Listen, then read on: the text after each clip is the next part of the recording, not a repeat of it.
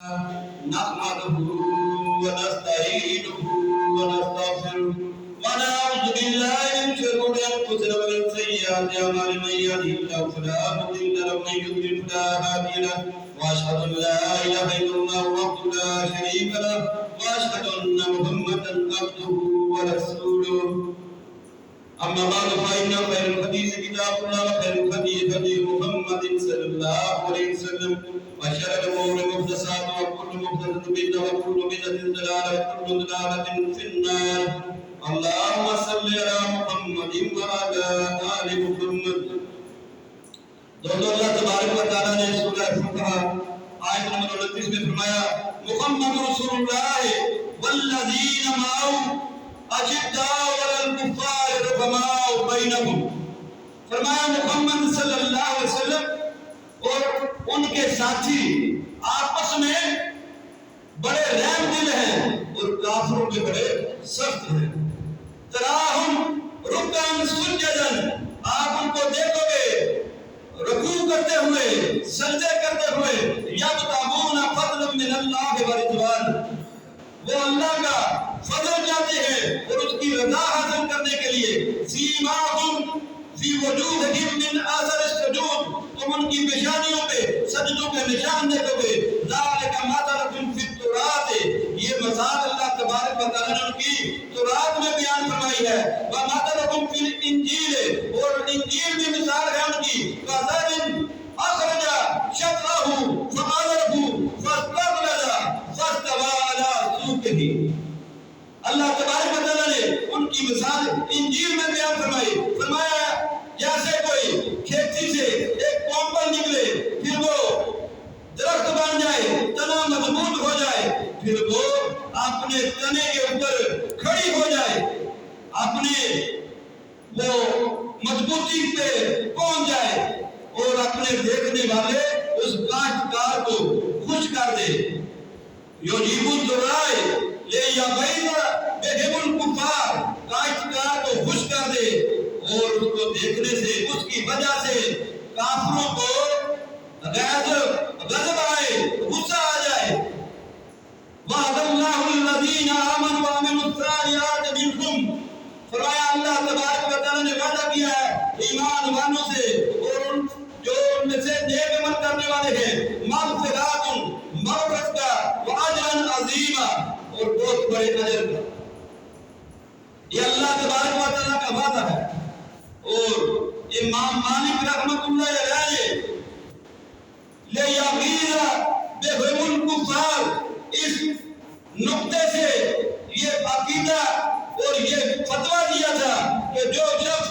محمد رسول اللہ صلی اللہ علیہ وسلم کے اس کھیتی جو پروان چڑھی، جو تھوڑے تھوڑے کر کے ایک گروپ بنا اور پھر وہ مضبوط ہو گئے، صحابہ کرام کی جماعت رضوان اللہ اجمعین، جو بندہ ان کے بارے میں بغض رکھتا ہے، ان کی بات سن کے جس کو غصہ آتا ہے، وہ کافر ہے.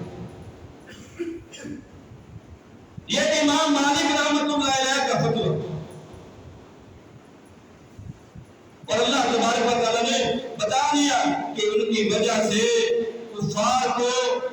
غصہ آتا ہے، غیظ و غضب آتا ہے. بے شک اللہ تبارک و تعالیٰ نے صحابہ کرام کے درجے رکھے اور اس کا ذکر بھی اللہ تبارک و تعالیٰ نے اپنے قرآن میں کیا.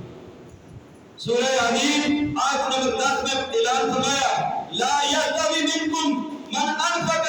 من قبل الفتح وقاتل، فرمایا تم برابر نہیں ہو سکتے ان کے جنہوں نے اللہ کے راستے میں خرچ کیا اور قتال کیا فتح سے پہلے پہلے،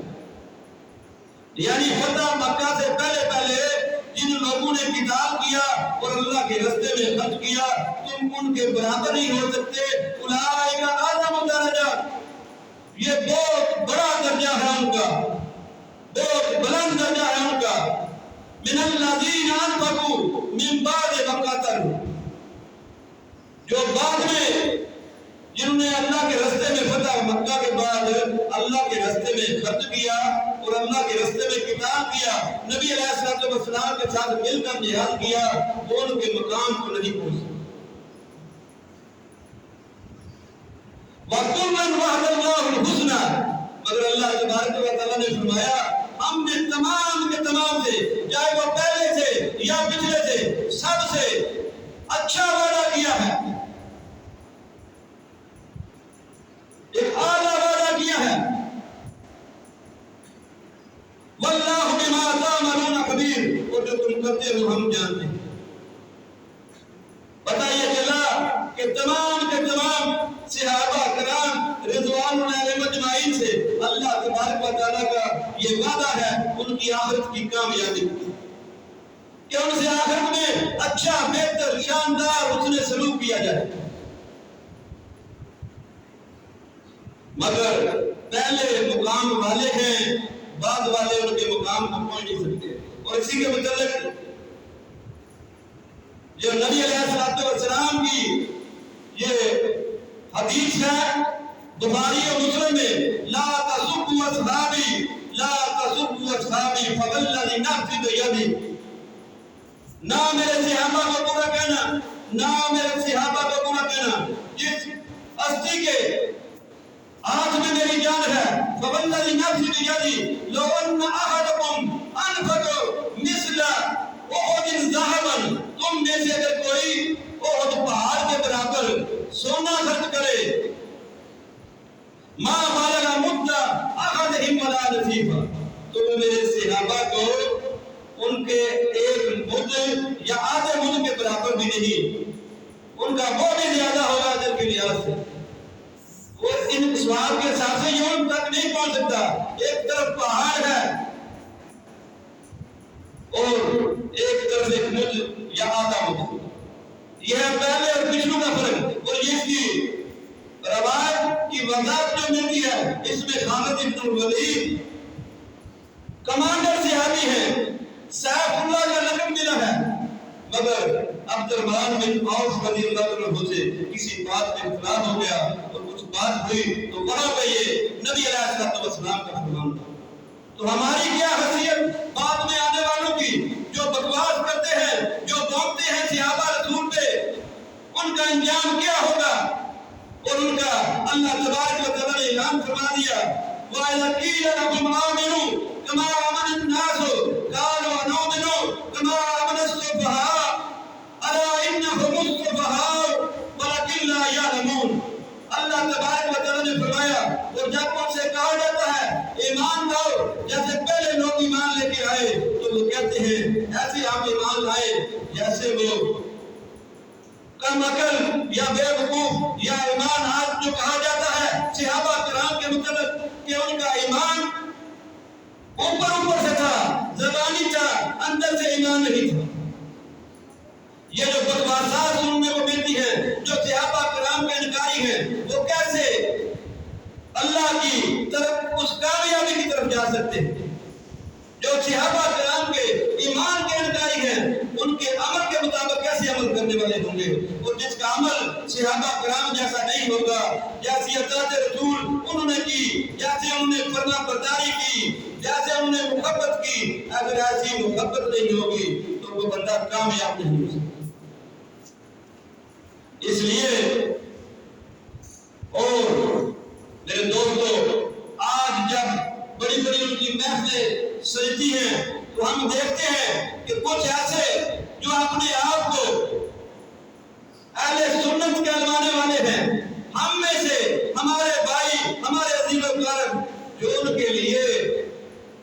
ان کی تھکاوٹ دور کرنے کے لیے سبیلیں لگاتے ہیں، ان کے لیے لنگر بناتے ہیں، ان کے متعلق بھی اللہ تبارک و تعالیٰ نے ذکر کیا۔ ایمان والے ایسا نہیں کرتے، فرمایا لا تجدوا قوما یؤمنون باللہ والیوم الآخر یحادون من عاہد اللہ ورسولہ، فرمایا تم اس قوم کو نہیں دیکھو گے، ان لوگوں کو جنہوں نے اللہ پر ایمان لایا اور آخرت پہ ایمان لایا، وہ اللہ اور اس کے رسول کے مخالفوں کے ساتھ دوستیاں کرنے والے نہیں ہوں گے۔ وَلَوْ كَانُوا آبَاءَهُمْ أَوْ أَبْنَاءَهُمْ أَوْ إِخْوَانَهُمْ أَوْ عَشِيرَتَهُمْ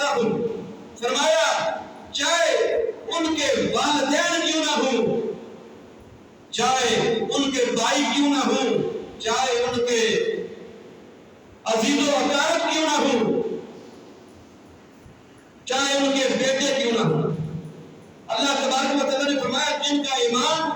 اللہ پر اور یوم آخرت پر ہے وہ لوگ اللہ اور اس کے رسول کی مخالفت کرنے والوں سے کبھی دوستی نہیں رکھتے۔ اولئک کتب فی قلوبہم ایمان، اللہ تبارک و تعالیٰ نے ان کے دلوں میں ایمان کو بھر دیا، وَأَيَّدَهُمْ بِرُوحٍ مِّنْهُ، اور اللہ تبارک و تعالیٰ نے ان کی روح کے ساتھ مدد کی، وَيُدْخِلَكُمْ جنات تجری تحتها الانہار خالدین فیہا، اور ان کو اللہ تبارک و تعالیٰ ان باغات میں داخل کرے گا جن کے نیچے سے نہریں جاتی ہیں، رضی اللہ عنہم ورضوا عنہ، اللہ ان سے راضی ہو گیا جب اللہ سے راضی ہوں گے۔ اولئک حزب اللہ، اور یہی جماعت ہے اللہ کی، یہی گروہ ہے اللہ کا۔ اولئک حزب اللہ الا ان حزب اللہ هم المفلحون، اور اللہ کی جماعت ہی، اللہ کی جماعت ہی کامیاب ہو۔ اس لیے دوستو یہ پتہ چلا اللہ کے قرآن سے، محمد رسول اللہ صلی اللہ علیہ وسلم کے فرامین سے، کہ اللہ کی جماعت اللہ کے محبوب صلی اللہ علیہ وسلم کے ساتھی جو ان سے محبت کرے گا، جو ان سے عقیدت رکھے گا، جو ان کے لیے اپنے دلوں کو نرم رکھے گا، جو اپنے دل میں ان کی محبت کو سموئے رکھے گا، جیسے ان کی محبت رسول اللہ صلی اللہ علیہ وسلم کے لیے تھی ایسی محبت ان کی رکھے گا، جیسی پیروی انہوں نے کی ایسی پیروی ان کی کرے گا، ان کے بتائے ہوئے رستے پہ چلے گا تو یقیناً وہ کامیاب ہو جائے۔ اور جو بندہ نبی علیہ السلام کے اصحاب سے بغض رکھنے والا ہوگا، جو ان کے بارے میں اپنی زبانوں کو دراز کرے گا، وہ یقیناً ناکام ہوگا، خسارے والا ہوگا، اور اس کے لیے اللہ تبارک و تعالیٰ کا عذاب ہو۔ اور درمیان میں رہنے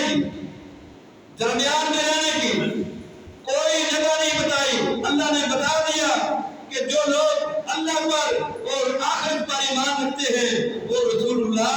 اور اس کے رسول صلی اللہ علیہ وسلم کے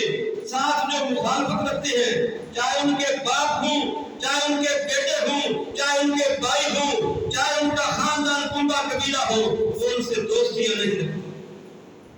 اس لیے